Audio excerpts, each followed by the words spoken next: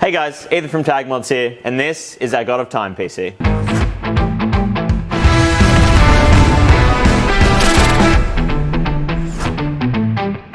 Alright, so AeroCool sent us their latest Cronus case, and we took the name of the case pretty literally for the theme, because Cronus is the god of space and time, so we took that and ran with it more or less. Let's show you how we got there.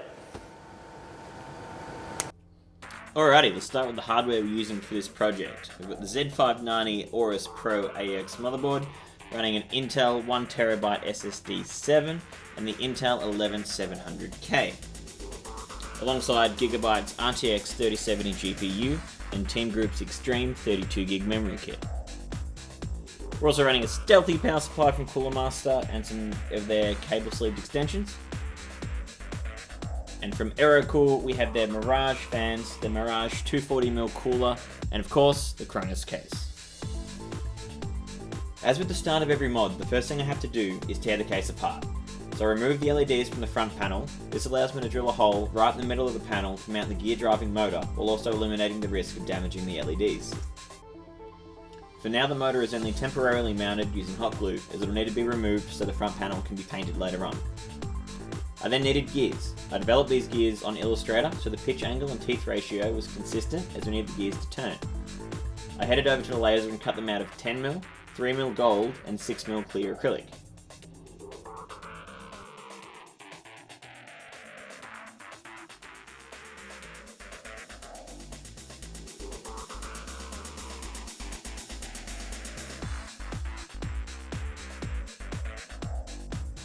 With the gears cut, I then need to place them.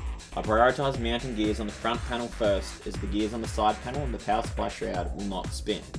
A large 10mm gear that is keyed to the motor will be the main driving force. Two much smaller 10mm gears connect each side of the assembly. I work from the largest to the smallest on the wings, the largest gears being in the centre, working out to the smallest gears on the wings. The edges of the side panel aren't flat, which is why I need to fluctuate between 10mm, 6mm and 3mm gears. This makes sure that all the gears will always have good contact, as well as creating a nice contrast for the aesthetics. With all the gears test mounted, I connected the gear to my drill and removed the connecting gears for each side. I then used the drill to drive the gears, making minor adjustments where necessary to make sure all the gears spin freely, before taking all the gears off and removing the motor, getting the front panel ready for paint. The painting process was definitely a unique one. This wasn't something I'd done before, and I just kind of had the idea and ran with it. I've been doing a lot of resin work within the last 18 months, and have therefore become very familiar in using mica powders. These powders are fantastic at creating depth within resin, so I wanted to utilise that to replicate a space effect. I grabbed graphite, blues, purples, green and orange, and haphazardly threw them onto the panel after spraying down a generous layer of gloss clear.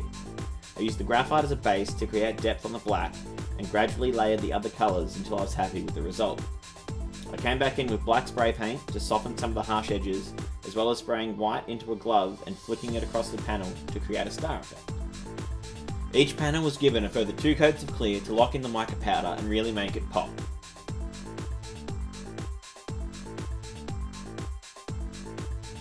Once the panels were dry, I could start reassembling the case. I start with slowly working the power supply shroud back in and re-riveting it into place.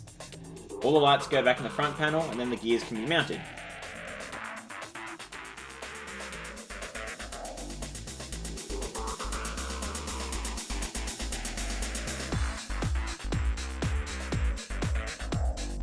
A quick test to make sure it spins all good, and we can start putting hardware in.